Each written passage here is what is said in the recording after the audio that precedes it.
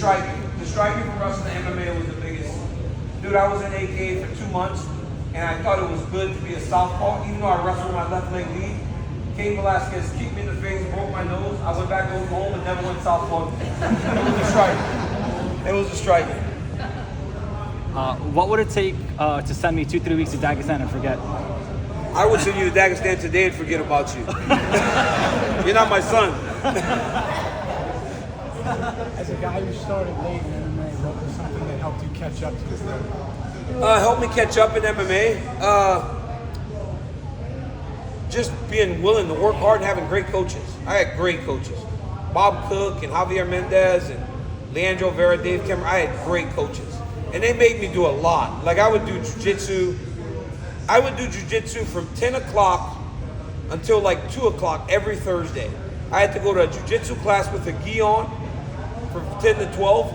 And then I would do marathon roll from 12 to 2, no gi, 10 rounds of jiu-jitsu.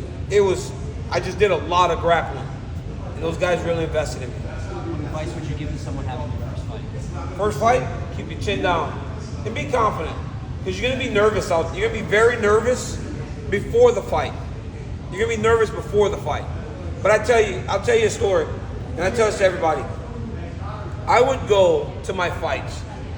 And every time I showed up, I would go in the locker room and I would try to lay down and go to sleep. Because I never understood why I chose that path as my career.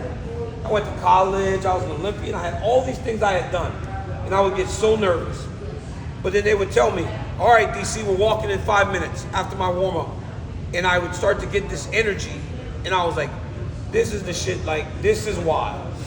Right? And then when you walk out at the UFC, there are thousands of people, especially the main event. And all they want is a piece of you. They're reaching, they're grabbing, they're screaming.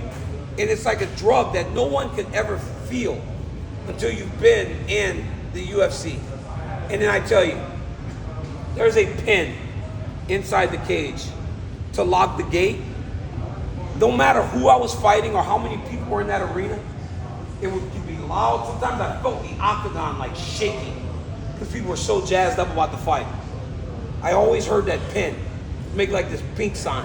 Because you're in there and Bruce Buffer's looking all good. He's got these great suits. There's like commissioners, you and the guy.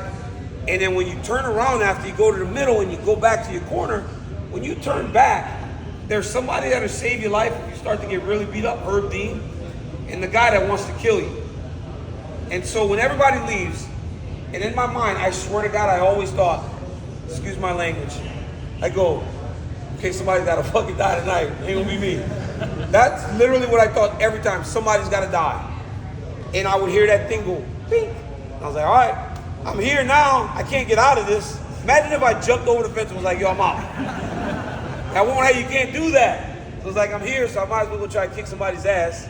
And luckily for me, I was able to do that more times than not. If you were in your prime, Yep. if you were in your prime right now between light heavyweight and heavyweight, who would you want to fight the most and who would you want to fight the least? If I was in my prime at light heavyweight right now, there's no wrestlers, bro. Like seriously, there's no wrestlers. I'd be just feasting on everybody. At light heavyweight, there's no wrestlers. If I was in my probably Pereira because he's the biggest star. You want to fight the biggest star. You want to make the most money as the champion, but there's no wrestlers. So it's like, when I was fighting, do you know the top five when I was fighting was me, Jones, Ryan Bader was an All-American, Phil Davis is a national champion, Rashad Evans was an NCAA All-American. We had so many wrestlers. Now there's no wrestlers. So it's like, yeah, I'd want to fight light heavyweight, not heavyweight. Oh, go ahead. I've seen him fight before in the gym. But I'm not going to tell you who won. In the cage and in the gym, what's the hardest hit? Hardest punches in the gym? Cain Velasquez is the best everything I've ever felt. Dude, seriously. If Cain Velasquez didn't get hurt, guys, he would be far and away the greatest heavyweight ever. He was so good at everything. One time we're sparring and I hit him hard. And then the next thing I realized, like, sparring was over because he hit me hard. And I was like, shit, what happened? I was like, yo, what are you doing, dude? We're just sparring. He's like, well, you hit me hard. But it's all he knew, right? He just knew hard. And he's the best, dude. He's the best ever. Unfortunately, he's going through a lot of stuff right now. There's like a sentencing next week, so you guys pray for my brother. But he was the best everything. And I owe a lot of my career to him. I wouldn't have done everything I did if I didn't have Cain Velasquez. My strength and conditioning coach was a guy named Chris Camacho. Oh, we did a lot of stuff, man. A lot of sprints, a lot of athleticism. I was old, man. I was like, when I became the double champ, I was 39 years old. So I was doing a lot of like mobility, agility, speed, because I had to try to keep up with these young dudes. But I ultimately had I had the golden ticket, wrestling. You have wrestling, you can compete with anybody. I've asked you one yet. Have you asked one yet? Okay, go ahead. Have you ever got knocked out in sparring? No, never knocked out sparring. I've only been knocked out that one time. It's the craziest thing too, because I still don't remember. Like, there's a period from the cage to going to the ambulance where I can't get that memory back. I saw a video once of me walking back from the octagon, and my coach was like rubbing my back because I was really disappointed. And I was like, yo, when did that happen? Because I don't remember it. I was like, I have no idea, I have no recollection of it. No matter what I try, I can't recall that 7 to 10 minutes. Even when Rogan was interviewing me and I was crying, I still don't know that. I don't even remember that at all. I can't bring it back. What is the greatest moment of UFC MMA career? Probably beating Stipe Miocic is probably the best moment I've ever felt. That was crazy. That was crazy.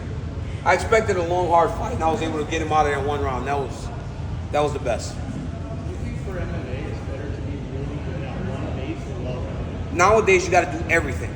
Look at this dude right here. This dude right here and her, they're the reason if you ain't good at everything, you're done in MMA. Coming in as a specialist anymore, those days are done. It's over. It's over. I'll do 4 more minutes, guys, and then we got to get started. 4 minutes. Sucked. Bro,